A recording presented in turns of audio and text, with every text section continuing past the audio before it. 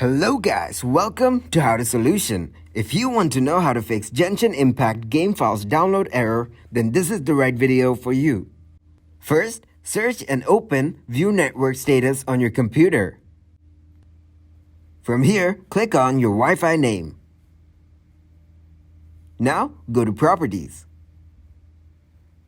From here, select Internet Protocol version 4. Then, click on Properties. Now choose Use the following DNS server addresses and type in 8888 on preferred DNS server. Then type in 8844 on alternate DNS server. Then click on OK. Now close everything up. Now search Command Prompt on your computer. Select Run as Administrator. Now run the following commands.